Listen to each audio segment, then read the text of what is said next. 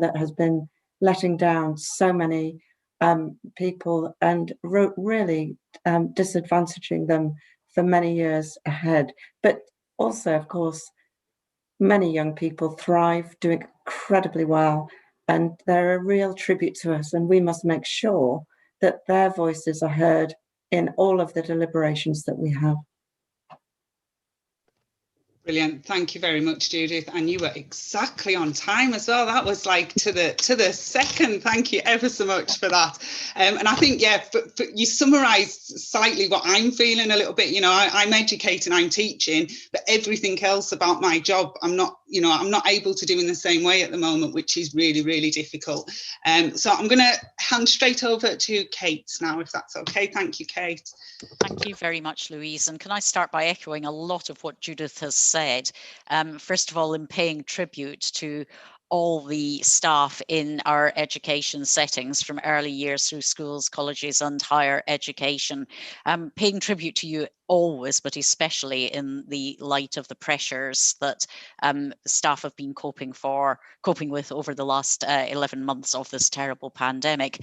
And I also very much agree with Judith that if there's one thing that we absolutely know about the way that we have supported children through the pandemic and the way in which we will need to focus on their recovery, it is that teachers and education staff are absolutely at the centre of being able to do that successfully.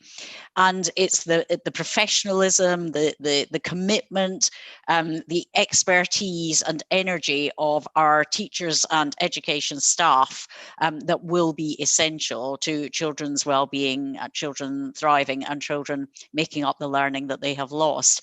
And therefore, I think one of the things that really has to change and change fast is that we need to move, particularly from central government, from an over-centralised, top-down method of operating into a genuine partnership between our education staff in the front line and national government in particular. Judith's also spoken about the vitally important role of local government. And I think that partnership between the profession and government at every level is going to have to be a feature of the way in which we rebuild as we come out of the pandemic.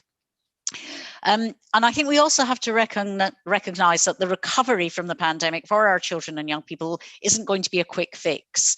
We are going to have to put in place sustained measures over a number of years to address the disruption that they have already suffered, and of course, as we know, are likely to continue to suffer at least through much of the rest of this year.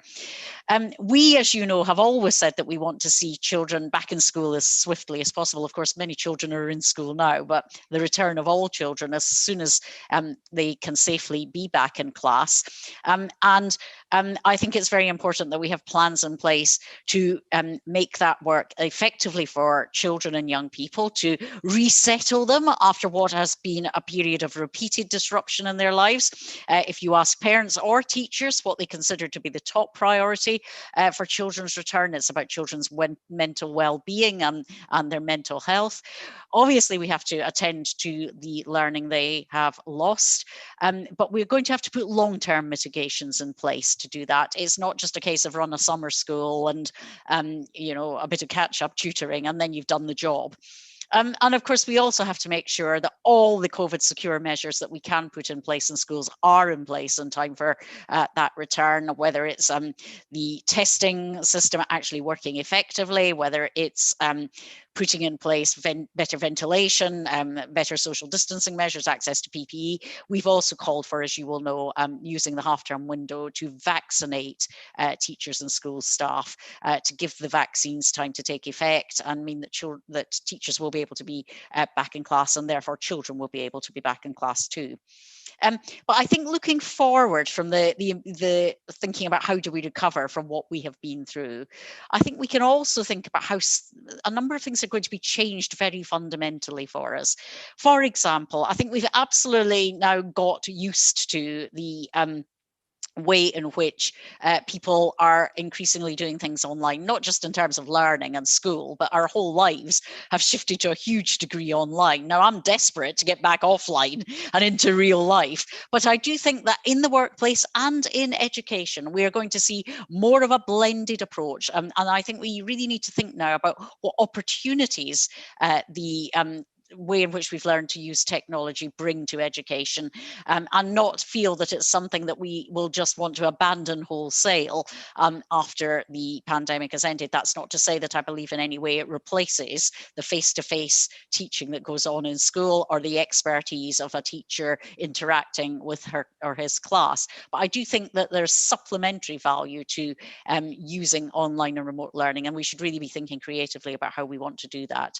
I think we've seen, and Judith alluded to it, we've moved from a model of competition to a model where schools, local government and education providers want to and have to collaborate and cooperate to get us through this pandemic. Let's get away from this competition model that has been a feature of our schools landscape over the last few years, and genuinely build partnership and collaboration so that schools can support one another and not be penalised for doing that. Let's look at the role of parents. Parents have got a sense of interaction with their schools, the child's teachers and what their child does in school that they haven't really felt before. Let's build on that and use that in a constructive way to make parents partners in their children's learning. And of course, for our need to reskill and retrain our workforce for a very different post-pandemic economy, let's be dead serious about our commitment to lifelong learning and investment in further and adult education. And finally, Louise, just to pick up again on something Judith said, poverty and disadvantage will have been exacerbated by the COVID crisis. And while we all know that education transforms the lives of children and young people, educators can't do that with one hand tied behind your back. If children are growing up in poverty, their educational outcomes are going to be compromised, no matter how hard and how effectively teachers work to remedy that. So an absolute priority for the recovery, the post-pandemic recovery, has to be about bearing down once again on child poverty, on inequality. And I'm really pleased that Labour has recommitted itself to our pledge to eliminate childhood poverty and to make this the best country for children to grow up in. And I know that if children are growing up in poverty, that cannot happen. And we have to make that central to the way in which we rebuild as we come out of this pandemic. Thank you very much, Kate. Yeah, I'm really glad you mentioned partnership between national government, local government, and between schools as well, actually, because, you know, this is what we all want to work together to get the best for the children and young people that we're all serving. So just before I go to Antoinette, I'm just going to remind people that are here, just please, I've got a couple of questions that have already come into the Q&A. You can either type your questions in there or you can raise your hand and we will bring you in live and you can ask those questions to the panellists. But I will just remind everybody that tonight's event is being streamed on Facebook and Twitter and also via YouTube. So if you'd rather not be seen on screen, I would suggest just typing your questions into the Q&A and I could ask them for you. So thank you. I'm just going to hand over now to Antoinette. Thank you very much. Thank you, Chair, and lovely to see you and the other panellists. I still, throughout this pandemic, still reflect on if I was still a senior leader in a primary school, what would I be having to do to reassure children, parents and staff team that this is okay, we are okay, and what that would look like. So, you know, my mind is and heart is still for the teaching community. I mean, for me, when we reach the grim milestone of over 100,000 deaths from coronavirus and all the Prime Minister could say is we've done all we could do, I mean, that's just awful. They've done all they could do to prevent deaths. I just think that was just an awful time in society, and you just think, how can we trust them? A few weeks ago, before the Christmas, you know, in the Christmas period and over the, just before we hit New Year, the Mayor and myself, with officers, with trained unionists, with teachers, were literally fighting government to keep all of London schools closed, fighting government to keep children safe. I mean, does that sound right? And while we won, we all had to spend a lot of time and energy doing something we shouldn't. The week before, they'd threatened 2 local authorities that tried to take action. They were going to take them to court. They felt they were making the right decision to close schools because they felt it was unsafe, and the government were going to take them to court. Then schools went back for 1 day, and then government went into national lockdown. That was a painful process that no one should have had to go through, and just demonstrates their inaction and incompetence and their failure to lead time and time again. I have said, and so has the NEU said from time and time again, we need an education plan. And the NEU plan sets out that, you know, an education that's possible for everyone, tackling the digital divide, making it safe in the future, and launching a national catch-up plan. So if I start with the education divide, the government had the audacity to set a criteria of children that should receive laptops and then not meet the criteria themselves. So us as a local level then launched our own digital campaign. We raised over £7,000. Residents and businesses donated 150 laptops, and we're in the process of distributing them, and we continue that campaign. It isn't just about giving children devices, it's also about access to Wi-Fi. You know, it's quite offensive and quite pressuring if you give a parent and a child a laptop, but then they can't afford the Wi-Fi for that child to use that laptop. It's also about teacher training. We've set up a booklet that gives teachers some ideas of how to do, for example, guided reading over Zoom. It's really difficult when you're doing guided reading in a virtual world. So we thought about those practical steps there to think about what we can do. I think teacher training has to be key in thinking about a remote world. We can't make the assumption that every teacher knows what to do.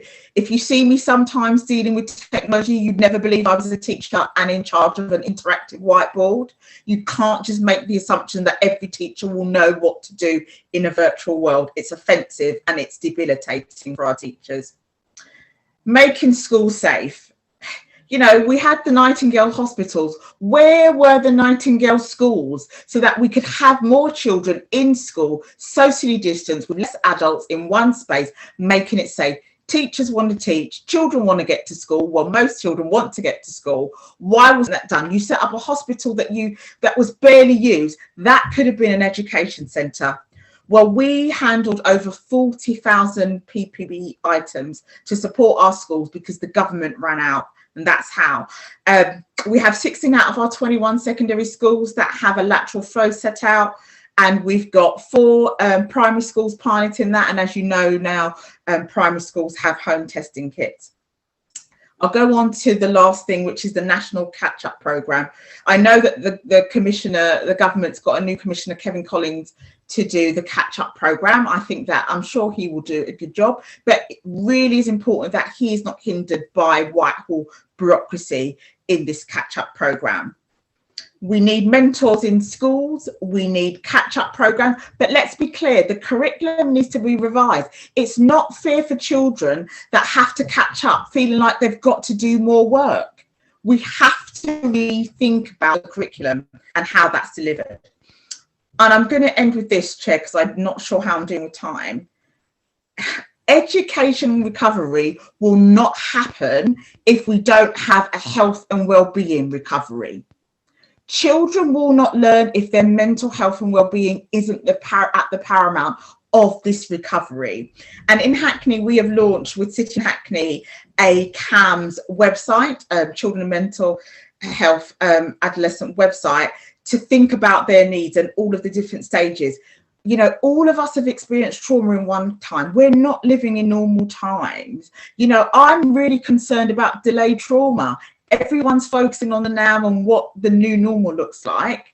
And as we move over time, that's when children, we can see the impact. So just to be clear, we need a plan, and that plan has to be about how we get children back safe, meet the digital divide, but it's got to be steeped around children's health and well-being.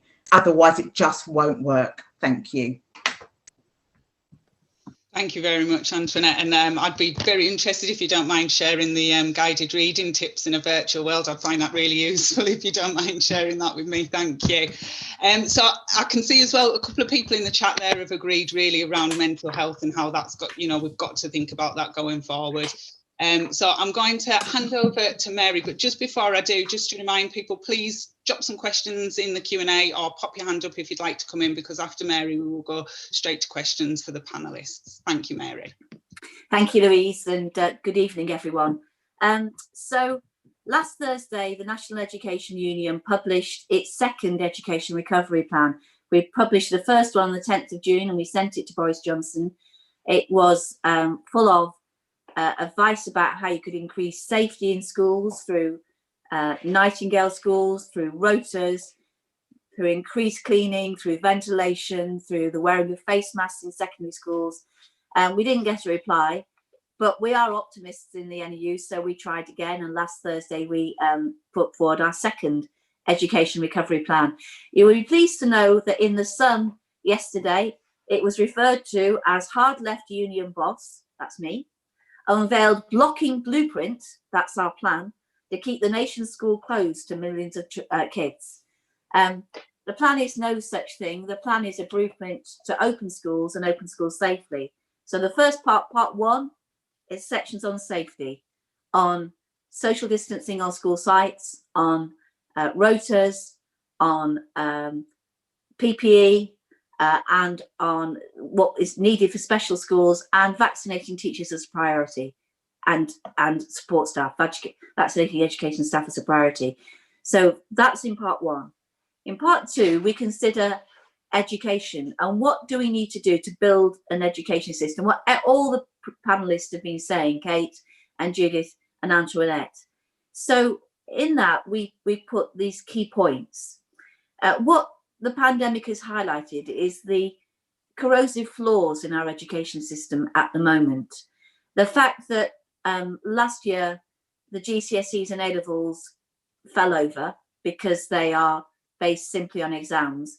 And the fact is this year will be no better because the government left it too late to have a plan B.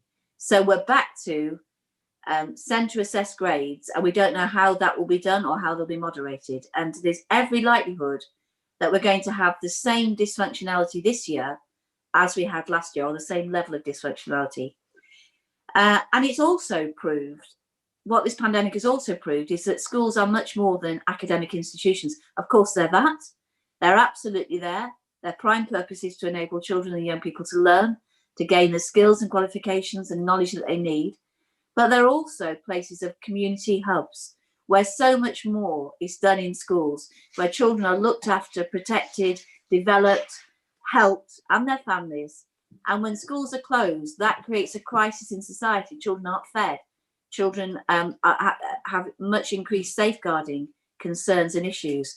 So one of the things we have to recognise after this, when we go back, we have to recognise just what other things schools do, and particularly those schools in the most deprived areas, who at the moment are not recognised for the work they do. What they get largely is derision and disdain from Ofsted, and yet those are the schools doing the hardest work in the most the difficult places. In terms of building back a better education system, we say, the NEU says we need a well thought out reintegration plan for pupils, many of whom will find going back to school really, really challenging, particularly those pupils who've had very limited experiences at home. They will know that they haven't learned much, or if anything, and they will feel very nervous about going back to school. So we need a reintegration plan. We need to employ more teachers, including supply teachers, so you can have smaller classes. Rather than giving the catch-up money to private companies, give it to schools, and allow children to have more one-to-one tuition and smaller group tuition, and then hold schools accountable for how they've used that money. We need to develop and properly resource a recovery curriculum to run a number of years.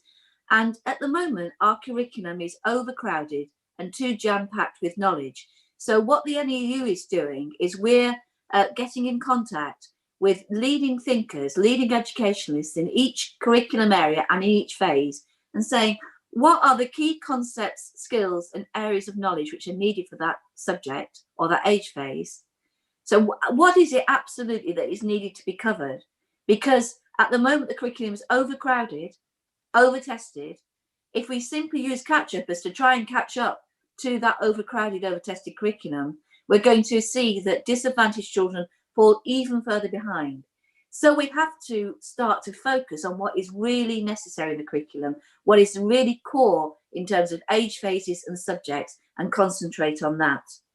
And the last bit in the education section of our plan is that plans must be made for those pupils who are in transition years. So those who are going from year 6 to year 7, from primary to secondary, from year 11 to year 12 into A-level, and from year 13 on to FE, onto vocational courses, or onto higher education. Because you can't assume, even when they have their grades, that they have covered the whole course and that their coverage is as complete as the students who went before them 2 years ago. So that transition work, as previous speakers have said, needs to last for years. The third part of the plan, which I'll go through quickly, Louise, because I've got 2 minutes left, is we think it has to be, we know that under Gordon Brown's as Chancellor and as party leader, and under Tony Blair as Prime Minister, we know that there was a significant reduction in child poverty. It was a significant reduction in child poverty. Child poverty rises went into reverse. We know that Gordon Brown was absolutely, it was one of his absolutely key priorities, and he was steadfast about it. And we know, and the Child Poverty Action Group has said this, that child poverty decreased. And so we know the strategies that need to be taken by government to decrease child poverty. And yet at the moment, child poverty is on the rise. In the average class of 30, 9 children will be poor. And we know that 40% of the education gap between poor children and advantaged children is set in stone before they start school. And it's set in stone through poor housing, poor food, stressed families, limited cultural horizons, limited social interactions, and children knowing from a very, very early age that the good things in society are not like to come to them. They know that from a very early age. So surely we have to end child poverty. We have to stop thinking that the poor, like religion, are always with us. They don't need to be always with us. And child poverty is an evil we inflict upon our most vulnerable. It is not a child's fault if they are born into a family with more than 2 children. Universal credit should not be dependent on the number of children. The limit should not be there. Children should not be worried about where their next meal will come from. All children should be guaranteed access to broadband and laptops. How is it in the 21st century that we have children and young people who can't learn as the rest of them do and can't interact with society because they don't have broadband or they don't have learning devices? And we need a fully resourced plan for children's well-being. And that mustn't focus, as the current government does, on resilience, because the concept of resilience means that you have to be tough enough to overcome the accident of your birth and your poverty. What we have to do, there's nothing wrong with resilience, but we shouldn't just expect it from poor and disadvantaged children. We should expect that they have a decent life and they have rights as our younger citizens. So that's the basis of our education recovery plan. And I don't think there's very much you can see in there that's a blocking plan to stop kids going back to school. Brilliant. Thank you ever so much, Mary. And I think that plan has been added into the chat as well. So if anybody wants to pick it up and read it in detail, there it is added into the chat. So thank you very much. So I am going to go to questions now. So it's my intention to take sort of groups of 2 or 3 questions at a time, and then allow all of the panelists the opportunity to respond to what they wish to. And just to remind everybody that's here, if you want to ask live, please just put your hand up, but just to remind you, we are streaming on Facebook and Twitter and YouTube this evening. So I'm going to kick off with one question that is into the chat, and just to let you know, I'm going to come to Kate first. So if you want to get ready, Kate, I'm going to come to you first this time. So I've got a question from Margaret Alipur, which says, no one seems to be looking at blended learning after lockdown. We would still need to have smaller class sizes to ensure that everyone is safe. Are there plans for blended learning, including, for example, 2 days in school and the rest at home, etc.? And then I've got, going to go to Amanda, if that's okay. Amanda's got a question. Thanks, Louise, and thank you, the panel, as well. Although I've done a day's live teaching and other LGA Labour events, I really wanted to come along to this, and it's been really good to hear such a united, from everybody of what we need to do really for our children. I suppose I'm kind of coming at this from Mary's approach, that one thing that COVID has done is expose that our examination system was already broken before COVID. Under Labour, we had a modular series of assessments where students in year 10, in year 11 and 12 and 13, they were able to do modules and they were able to repeat modules. And only if we had a system where we'd been doing continuous assessment for the last 3 or 4 years. I'm very concerned that, still after the announcement of the government that there'll be no traditional exams this year, again, we've not heard anything concrete from them. I myself filled in the consultation, and there seems to be heading towards internal assessments set by exam boards and marked by teachers. My question to you is, how can that be fair when schools up and down the country for GCSEs and A-levels have taught different topics at different times and different children have missed different amount of schooling? Will we see a joint approach from the NEU and the Labour Party and Labour front bench pushing the government to allow teachers who know their students to do this based on the assessment that they see fit, and not, again, an externally imposed assessment system? Thank you. Brilliant. Thank you very much, Amanda, and thank you for joining us after a very, very long day today as well. So thank you for being with us. Do we have Vince as well? I believe Vince wants to ask a question. Evening, Vince. Yeah, I'm muted now. Thank you very much. I thought I'd bring a bit of gender balance to the panel, which makes a nice change. Thank you for all your brilliant contributions this evening.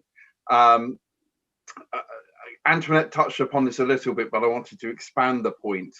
CAMS was broken before we had COVID, and now we're going to be in a situation where we have probably more funding not going to the place it needs to when it comes to that particular issue.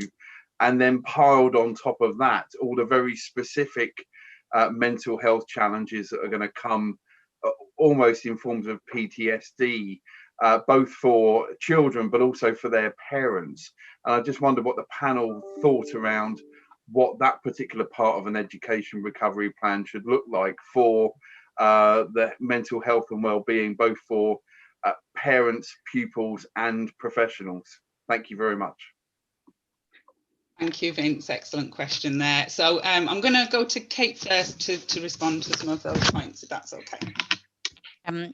Yeah, thank you very much for the questions. And yes, Vince, I very much agree that mental health and well-being is going to be a very significant issue for pupils, for their families and for staff. And perhaps I can say particularly about staff, I've been really concerned about the degree of stress and pressure that we are seeing, especially among school leaders and experienced teachers. And I think we are likely, when the pandemic is over and the adrenaline stops and the pressure is off, that you will see highly experienced senior staff exiting the profession.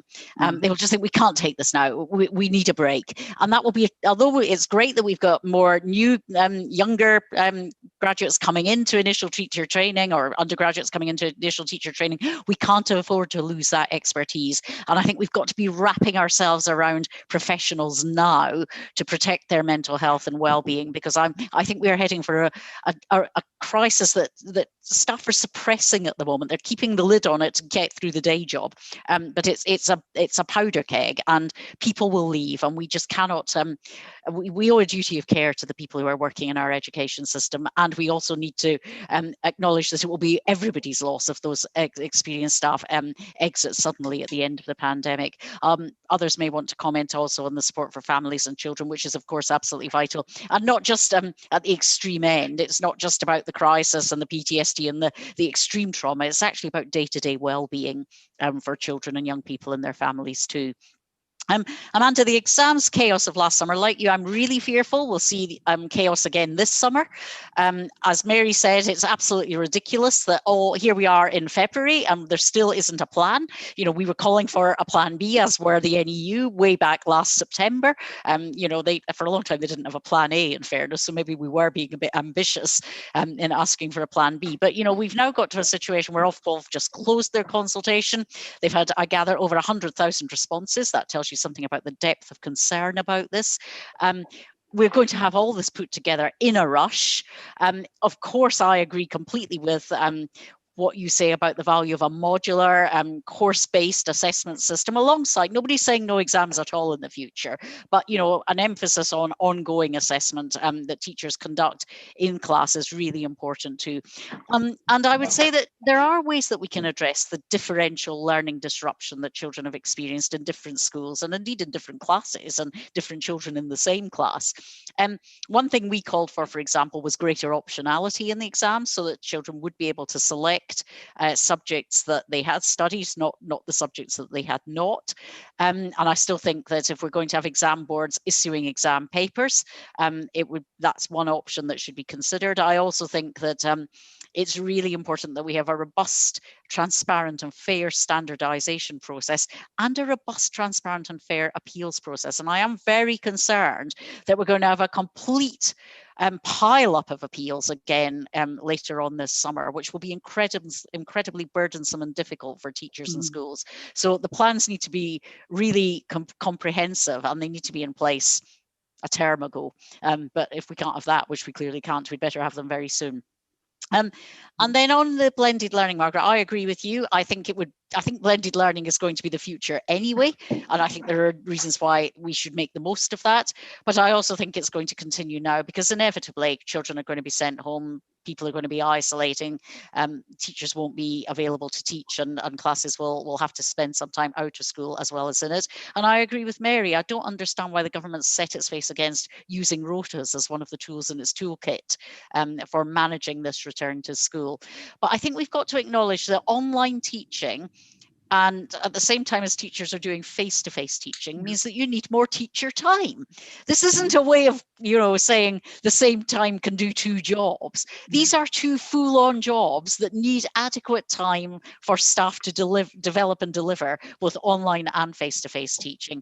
And I think we've got to be building that into the way in which we're planning the return to school and then our ongoing use of online teaching and learning.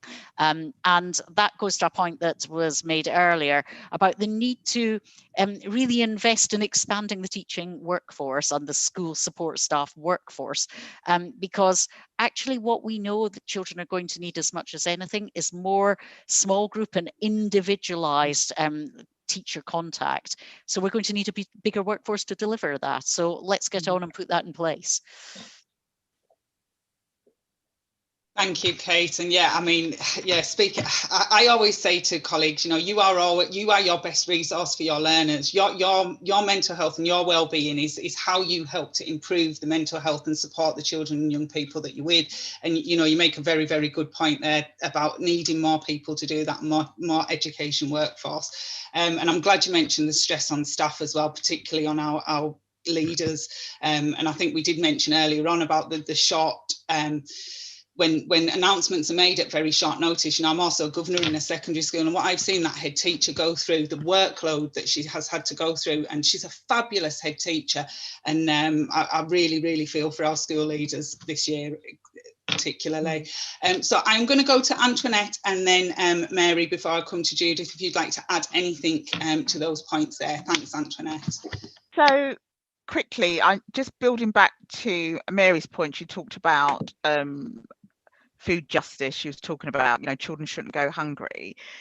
The government really need to hold this at a national level, because for blended learning to work, you have to have employers that will work with parents, that they have to be at home to support blended learning. And as much as we say that people are understanding, they're not. Some parents have been pressurized to go into work and think about what do they have to do when their child is in school. That's what I go back to say. You need an education plan that talks to and sits across the whole system. So if we have blended learning, employers and businesses know exactly where they sit and what their responsibilities are, and they know the support that they will get from government to make blended learning work. So it's not, in principle, I think it's great. In practical, how will it work if government don't hold that nationally? Exam test, I think it needs to be revised. At the moment, the way the exam system works will not work. Schools are not working in the same way, so why do we expect the exam systems to work in the same way? Now, government did say there's no exams, but there's a test. Am I being pedantic, or are they being insincere? What will that test look like, and why is it still there? The children that are sitting exams are the children that missed learning last year, so they have missed more education and face time than the children did last year. So I just think it needs to be revised. I think this is a good opportunity to think about what assessment, what exams should look like, and where teacher assessment sits in that. And is this the time where we need to give teacher assessment more weight, more credibility? And the last thing is around health and mental well-being. It absolutely has to be paramount for the children and young people and for the staff that is teaching them for it to work. There is nothing normal living through a pandemic, and children are having to learn terminology and really just, last thing I'll say, social interaction with their peers has become very different for children, and a child now risks getting in trouble for just touching their friend. You laugh and make a joke and you just tap your friend on the shoulder and say, oh, that was funny. They risk being in trouble because that makes them unsafe because they are touching. That has an impact on you as an individual. We've got to think better about it. And yes, Vincent, we need more investment into health and well-being for children and staff. Thank you, Antoinette. Mary, did you want to add anything to that? Just not very much. Just to say that there is going to be a joint union statement on the principles by which the GCSE and A-level assessment should be done, and we're hoping to get that out next week. Just broad principles. I can't say what it is because it's being it's you know, that there will be an announcement, but there are the things. So there are the sorts of things that you would expect around fairness, around young people being tested on what they've learned, not on what they haven't learned because they haven't covered that bit of the syllabus, and just a set of broad principles upon which any system should be built. And the chain is the joint unions and the National Governors Association wrote to Gavin Williamson on the 21st of September, and we said, you need to get the content down in GCSEs, you need to ensure that every major topic is on the paper so that candidates can be tested on what they've been taught and what they're not on what they've not been taught. And you need a plan B. And if you're going to do a plan B, it needs to look like this. You could have joint pieces of work which are done across the schools. So there's work that could be moderated. You could have some of them done in time conditions, some of them done as coursework.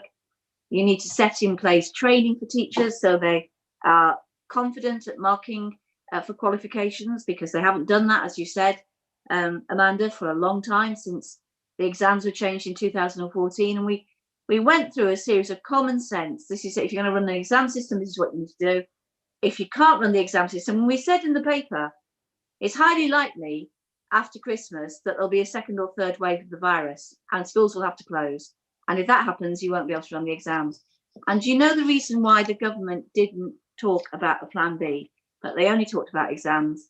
And I've had this from government ministers. They believe that if they talked about a plan B, that would make it less likely the exams would take place. They were so committed to the exam. And of course, now they've got the worst of all worlds. The exams aren't going to take place and they don't have a plan B. And I think that is just negligent in the extreme to have had last year's experience. I mean, I think Gavin Williamson was very lucky to keep his post last year after the GCSE and A-level fiasco, and to have that experience and then to put yourself in the same position again. I mean, it's like Groundhog Day in reverse. So, yeah. Thanks, Mary. And yeah, the impact that has on the children and young people going through that is immense. So Judith, thank you. Yes, thank you. It's a real privilege to be on the panel and hearing all of the contributions. Can I just start with Vince's comment about the concerns about mental health? And I think the concerns about staff have been very well made, and I just would like to focus on the children themselves, the students, and really reflect on the fact that before the pandemic, we were noticing a really steep rise in the numbers of young people presenting with mental health concerns. This is something that's been with us for some time, and you're quite right to highlight the failures of CAMS in the period before. I really regard this as one of the greatest challenges facing us, and I hope that all health and wellbeing boards right across the country can come together and develop an emergency strand of work, bringing together all of the different partners who need to be involved in addressing this. And I say emergency because I believe that it is. We've managed through working with clusters of schools, pooled funding for schools to directly employ counsellors, and that has proved to be a very effective model. There's nowhere near enough, but I think it's those sort of interventions that we need to take really seriously. I'm not sure if anyone else has picked up on this. It seems to have just been the last while, unless I've missed it, that suddenly there seems to be serious discussion about enabling pupils to resit the whole year. And you just think, well, yes, that's an issue we need to discuss, but logistically, how on earth are we going to manage that with the pressure coming through in the system on the numbers of staff, but just the basic issue of buildings, assuming we do get to a point where everyone can be back in the building at one time. And I just want to highlight one of the major frustrations from local government, that in the last 10 years, local authorities have had the responsibility of providing school places in their areas removed from them. And what a nonsense it is to run education from Whitehall. It just cannot be done for so many reasons. So huge, I don't have the answers to this, because I think obviously I think, as Antoinette said, the blending learning model has so many other additional features to it that need to be considered that I don't think they have been. All I want to say about assessments is, how are we going to deal with the evidence that suggests that in areas of high disadvantage, the assessments that are often made underplay achievement? And I think that's something that we haven't actually addressed as to why that is the case and what we're going to do about it. Because if we're not careful, we're going to build in even more disadvantage inadvertently, just through a whole raft of reasons that I don't think we've actually had a proper debate about. We've talked a great deal about raising aspiration within the teaching profession, as well as the students. Perhaps now is the time to have that real debate about how we fully come together to assess potential. But can I just come back on that very quickly, because I just thought about that key point. I don't think we know what we are assessing now. I don't think teachers know what they are assessing. I think that's the issue. I think the issue is that they don't know. You can't assess the students this year against the standard from 2 years ago, because they won't have reached that standard. So are you then assessing for potential? Well, how do you do that? What does that mean? And particularly when you've got less work. And of course, the students in the most deprived areas will have done less of the work because they will have been out of school more, because they're more likely to have had COVID. And I don't think there's anything. Gavin Williamson has gone around when he was defending exams, saying there's no better way, they're the fairest method. Actually, that's simply not true. The exams we have at the moment are not, they don't give consistent standards year on year because they're norm reference. So a third of children have to fail them, no matter even if they get the same standard as the group last year. If they're in that third at the bottom, they have to fail. The employers are not getting the range of skills and abilities they need from the exams. They're often having to retest children and young people. Now, exams have their place. I'm not arguing for a no exam system, but what we've done is completely overloaded them. And the final thing I would say is that teacher assessment, if teachers are trained, they can do it really well, and they can moderate against unconscious bias for class or for race. They can do that, but there has been no investment in teacher assessment for qualifications. And the danger is this year, the teachers are going to have to do it again, as they did it last year, with no CPD and no investment. And that's the issue. We need to train teachers to do it well. And if they do that, then we can have a much better system, because it involves the profession in assessment as well as curriculum. Thank you very much, Mary and Judith. So we are coming close to the end, but I would like to get a couple more questions in, if that's okay. And then I would like to kind of give you an opportunity possibly just to wrap up, possibly in just a sentence or two. So I'm going to just ask, I've got one question in the chat, and then we've got one councillor waiting to come in. So a question from Louise Goosh, which says, thank you for an excellent panel discussion with clear direction and sensible suggestions. Her question relates to the longer term curriculum needs. We're in this dreadful COVID and indeed a climate crisis due to our abuse of the natural world.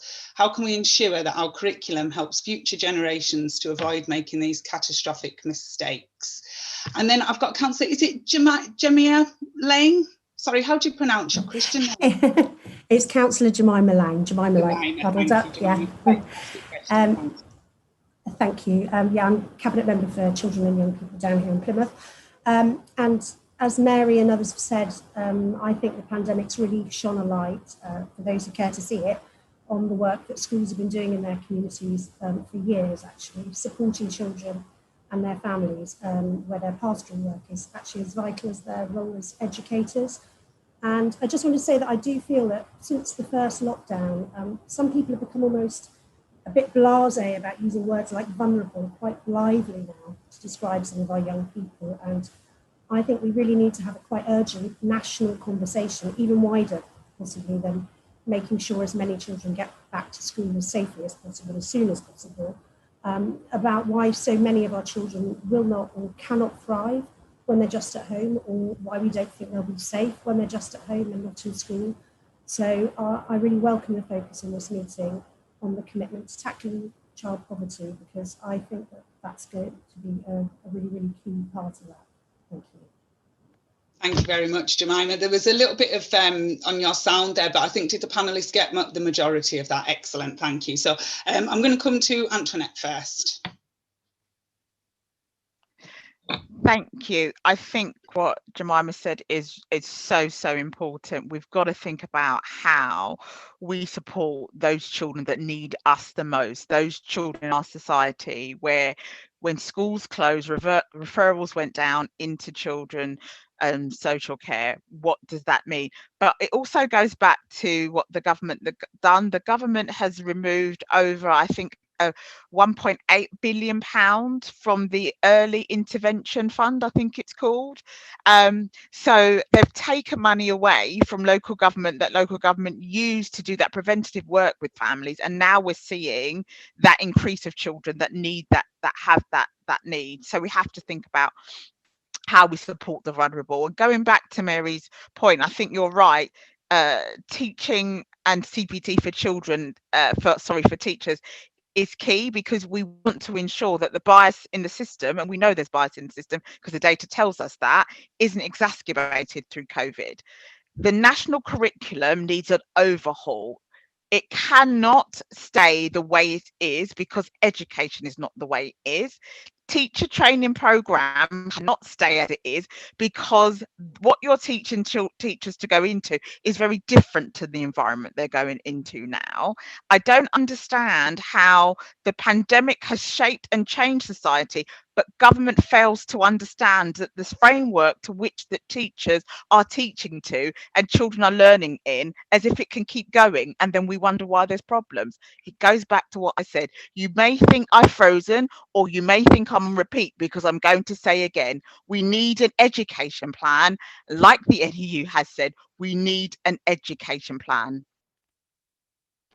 Thank you, Antoinette. And yeah, I fully back up the NEU's education plan for recovery. Thank you, Antoinette. Over to Mary. Thanks, Louise. So absolutely, the curriculum as it is at the moment is not fit for purpose. It simply isn't, nor is our assessment of it. And I would say two issues need to be absolutely central to that, two key issues which children and young people will want to learn about and want to know about. One is climate change, and that should be, what can we do to reverse the damage we've done to the world, and what does that take?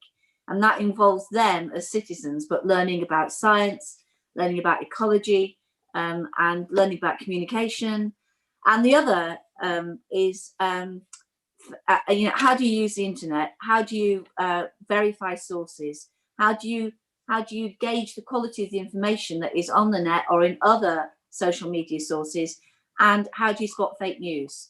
And no, neither of those things, fake news and how do you use, you know, children need to know that far more than they need to know about fronted adverbials. I'm an English teacher. I did not know about fronted adverbials and did not think it was necessary to teach my children about them until they came in as part of the SATs, you know, part of the Key Stage 2 curriculum. So we have to teach core knowledge and concepts and skills, and the left should never say that you just want a curriculum that relies on skills. No, you teach skills through knowledge, and we have to own high standards. We have to own the core concepts and knowledge, but those have to be culturally literate and ensure that our curriculum reflects the fact we live in a multicultural society, that many different peoples have contributed to this society, that we live in a world which is threatened by climate change and is threatened by fake news. And those are core concepts and core experiences which at the moment are missing from our curriculum, and they need to be in there. Thank you, Mary. Judith. Yes, thank you. Just great questions. It's hard to think back to just immediately prior to the pandemic and all of the focus around climate emergency, all local authorities declaring climate emergency, and the role that that young people played in getting that centre stage and right out there.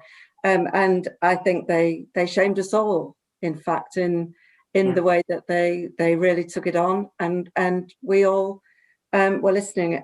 We've got an opportunity, COP26 in November in Glasgow, and we need to make sure that we channel all of that interest and determination to do things differently into that process. So hopefully that could be something perhaps that we could focus on as a sector, to really have a look at the curriculum and how we can bring change to make sure that awareness is spread throughout. The other major events that have happened over pandemic have also been response to the terrible murder of George Floyd, Black Lives Matters, all of the exposure that that's had on just how lacking the curriculum actually is, how whole swathes of our history have just been written out of the curriculum. And I think that's another area that we need to focus on.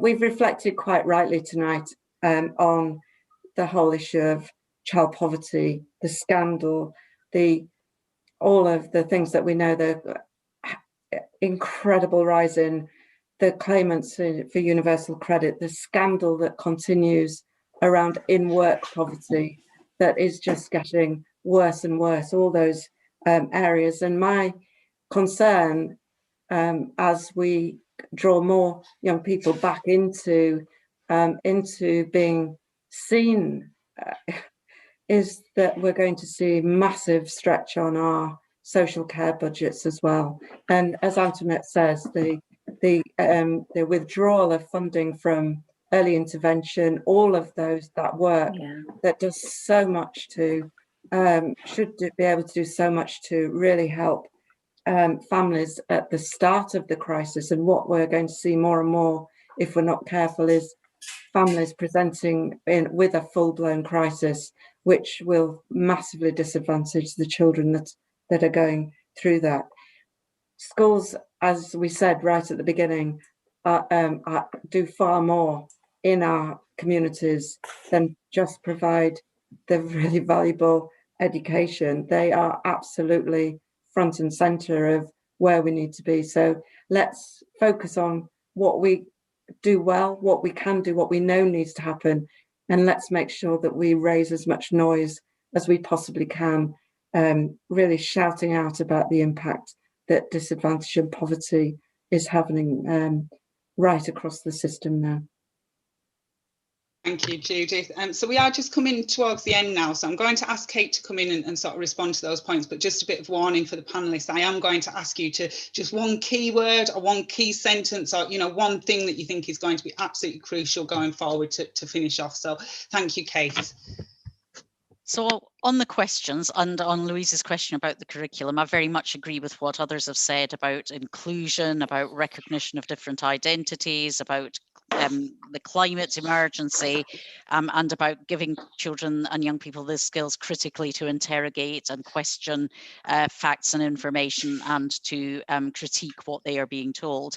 But I'd also say that I think really alarmingly, and especially for very young children, not having been with their peers, not having been in nursery or early years or school over the last few months, they've lost social skills that are going to be really, really essential to rebuild as we come through the pandemic. Skills like collaboration, like sharing, like negotiating with other children, like oracy and communication. And I think they're going to have to be absolutely rebuilt as a matter of urgency for those very young children, because if we fail children in their early years, we know that at every stage of their lives thereafter, they struggle to make good on that early loss. And then to Jemima's brilliant question about why children don't thrive when they're not in school, why don't they thrive at home? All sorts of reasons. Family poverty, insecure parental employment, overcrowded, inadequate housing, stripped back public services that families rely on, 10 years of austerity. That's why children aren't thriving today. And if we're not prepared to invest in children and young people, then we are failing morally and we are betraying their future. And we have to put children front and centre.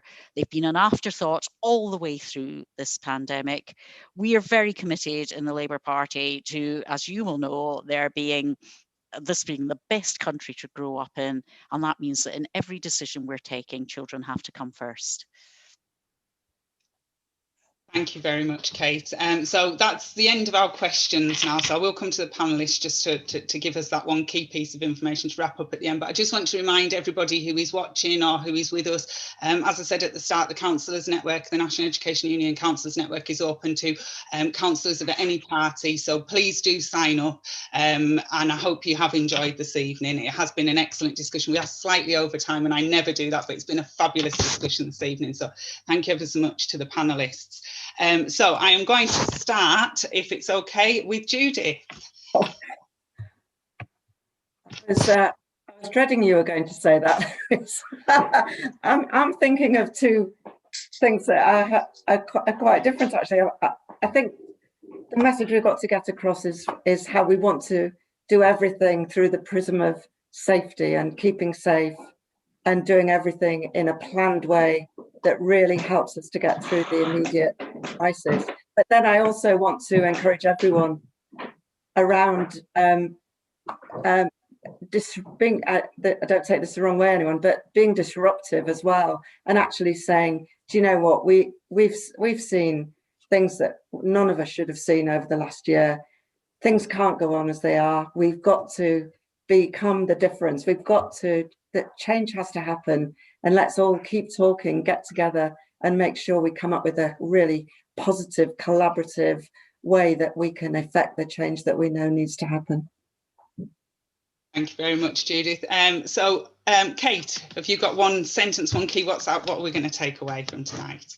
Can I say two things as well, as Judith did? We must end child poverty. It is so damaging for children's life chances in every single way, and it is unjust to those children that they should grow up poor. And in our education system, the key to children's learning and to children doing well and reaching their full potential is the quality of the teaching that they receive. So let's invest in our teaching workforce because they are critical to children's success. Thank you very much, Kate. And Antoinette? Just two things, absolutely agree with what Judith and Kate has said. Judith mentioned Black Lives Matters, and even before the horrible deal with George Floyd, I've been thinking about the concept of Black identity. I've done something in Hackney called the Diverse Curriculum, the Black Contribution. It's free to any school, and it covers activism, and it's from early years to Key Stage 4. So I'll send that to you, and schools can have that for free.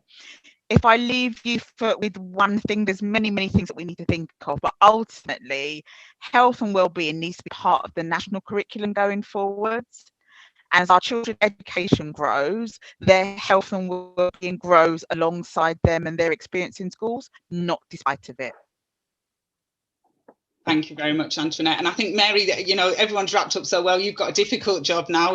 What's your one takeaway for us? So I'm not going to say anything about education, Louise. What I'm going to say is that I think we have to understand that the government has learnt nothing from the pandemic, and their idea of catch up is to go back to the status quo as quickly as possible. So we need to make alliances with the CBI, with the One Nation group of Tory MPs who are saying they want to get rid of GCSE and they want to have a different assessment system. We need to make alliances across the political parties, and we need to make alliances with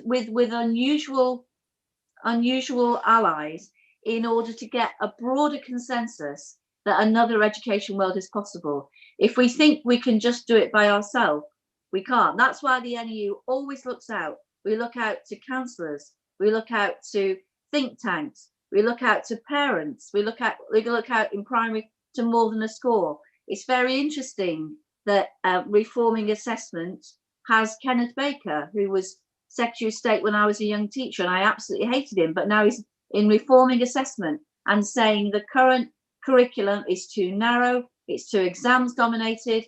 That's what the CBI is saying, and we need to get a broad and balanced alliance of forces which isolates the backwoods men, and they are backwoods men in the DfE, who are looking always to look forward to a rosy past, as though England being third in the international league table of rote learning is the way ahead in the 21st century. So we need to look outwards, we need to build alliances, and we need to make our viewpoint the common sense alternative, which when this lot are no longer in government, we have a whole range of business, parents, the community, and other professionals. We've got a job to do in the profession about moving away from the current system.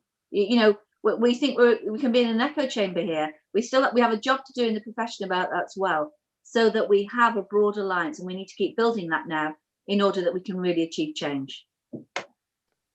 Thank you very much. So yeah, I'm taking from that, be an agitator, keep talking, work together, and let's improve education for everybody that's involved in it. So thank you ever so much to all of the panelists this evening, and thank you to everybody who's tuned in or who's been here with us, and a special thank you to all the tech team in the background as well.